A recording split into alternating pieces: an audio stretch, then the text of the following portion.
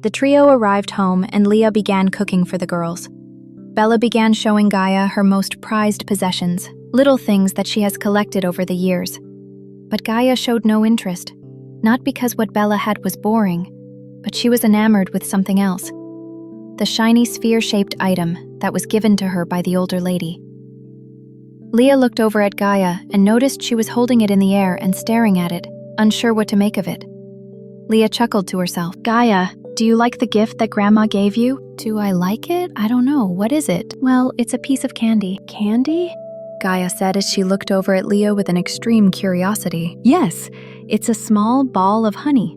It's sweet and fun to eat while it melts. Gaia's eyes lit up as she asked the most adorable question. Can I have it? Of course you can have it. It was gifted to you after all. Gaia threw the sweet treat in her mouth and held her cheeks with both hands as she marveled at how delicious it was. Gaia began to prance around the house in joy as she ate her candy when she looked at Bella. Bella, this candy is so delicious you should try it. Gaia spit the candy out onto her hand and offered it to Bella. To which Bella put her hand on her hip and waved her finger. Gaia, you mustn't play with your food. I want you to try this candy. It's rude to offer someone something that's been in your mouth, Gaia. Geez, didn't your mommy and daddy teach you? Then Bella caught herself and gasped in shock. She went over and hugged Gaia. I'm sorry, Gaia. Bella didn't mean to say mean things to you. Don't worry, you're Bella's sister now, and I'll teach you everything and protect you from now on. Bella then grabbed Gaia by the hand and walked over to Leah, who was in the kitchen. Mom, we need a towel to wipe Gaia's hand. Leah simply chuckled at Bella's misunderstanding and handed her a towel. Bella wiped Gaia's hand for her as she finished the piece of candy and was disappointed that it was all gone. Gaia looked over to Leah to ask if she had more candy. No more candy, Gaia. The food is just about done. You two sit at the table and get ready for a meal. Gaia didn't quite understand, but was pulled by Bella over to the table. Seeing Bella's enthusiasm made Gaia just as excited.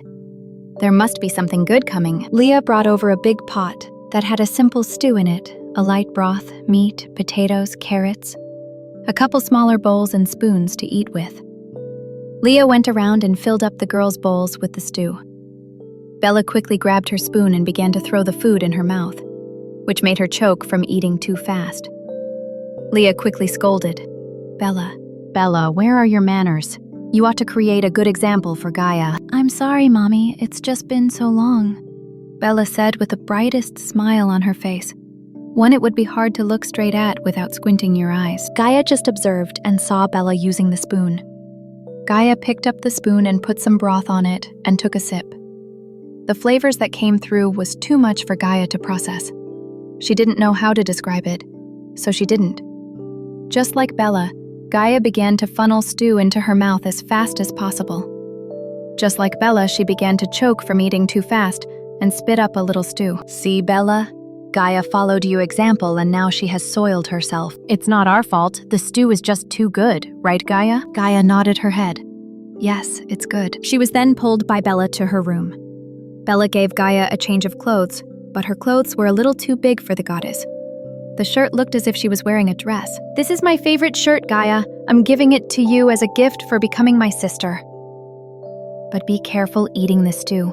Don't spill any on the shirt. Okay, Bella, I won't. The two then went back out to finish their meal, and a great meal it was. The pot was left empty by the girls. Leah smiled warmly as she left to wash the pot.